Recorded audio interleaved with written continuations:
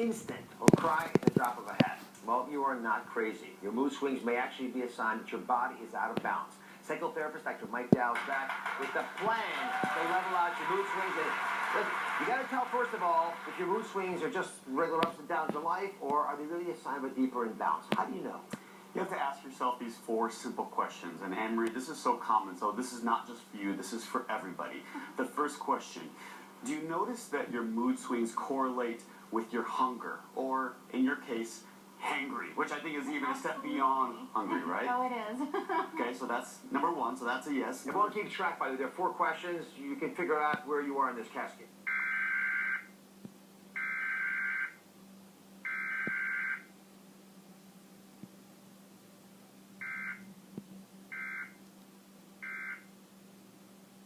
Turning to more and more caffeine to get through your day, to level out that energy level that's always going up and down. For me, that's a definite. That's a yes? Okay. And number 4, do you find that some days or even some moments are a lot worse than others for absolutely no reason at all? Absolutely. Yeah. There is no balance, really. And that second question is probably more yes, of a too. definite than a maybe. So, my husband will decide that maybe we shouldn't go. Yeah, well, and here's the thing, Anne-Marie. If you answered yes to 1 or more, you could benefit from some of these mood-leveling things we're going to reveal. Okay. So let's get to the plan. We've got a couple steps coming back in. The first step is to focus on swapping out foods that you're sort of eating a lot of now, the simple carbs reported to in the truth tube, for others that will boost your serotonin levels. Yes.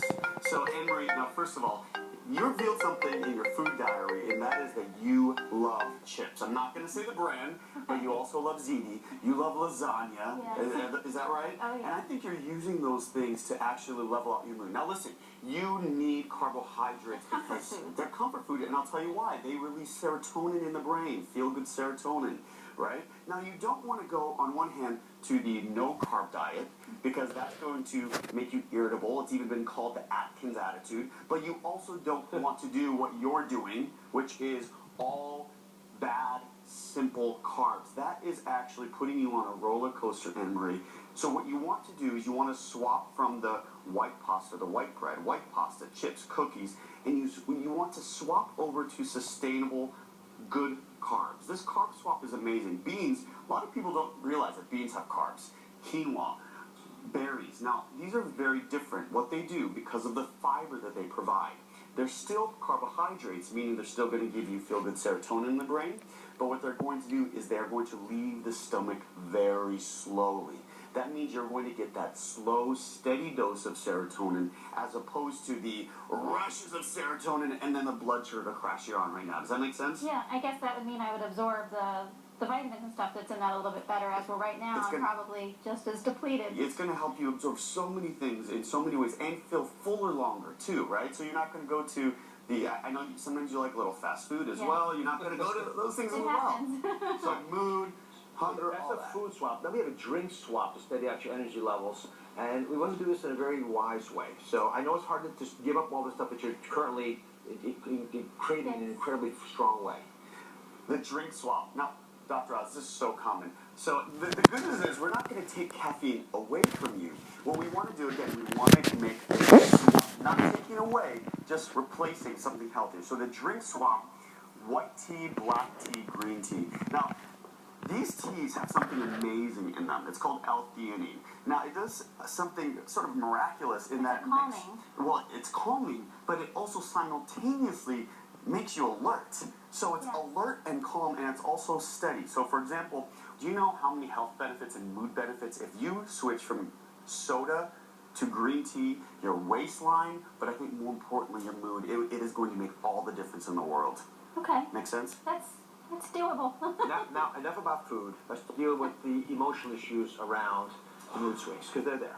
So we want to use a cognitive behavioral tool. It sounds like a big word, but it's actually very, very simple. Michael, this is your expertise here. Yes. So cognitive behavioral therapy, clinically proven, it just means the way that we think, our thoughts, affect the way that we feel. Now, what happens when we're in a bad mood? Unfortunately, what we do is the thing that probably makes that mood a lot worse. So when we're in a bad mood, what do? We bark. We bark. You know, you say to your husband, "Don't touch me." You Yeah. go from what is it called, the mayor of Happy Town to the bear. Okay, so, you know, and when we're in those moods, you know, nothing in our life is different. You're still sitting in bed. Nothing has changed. But look at this. You've gone from glass half full to glass half empty. And what I want you to do is I want you to go back to glass half full. So what happens when we feel sad, when we're in those moods, we sort of look around our life. We use catastrophic thinking, worst case scenario. It's all doom and gloom. And what we're doing is we're sort of looking for the what's wrong in our life. And you know what that does? That actually makes the mood swing even worse. So what could have gone down just a little bit and bounced back, because of the way we're thinking, it went down a little and then it went down even further. So what I want you to do, here's the trick. It's a simple question. When you find yourself in that mood, Anne-Marie, I want you to stop and take a second and ask yourself, what's right? If I were to ask you that right now, what are the 3 things that you could really just stop and say, what's right in my life? My life would be my family, my home, my job. It's all right. It's all right. All the most important things you got. Absolutely. So that's what an important reminder when you're feeling sad to just stop and remind yourself. You know, look, I see sort of almost tears in your eyes. You look touched. You know, it's like, oh, wait a minute. I have so much to be grateful for. Isn't that amazing?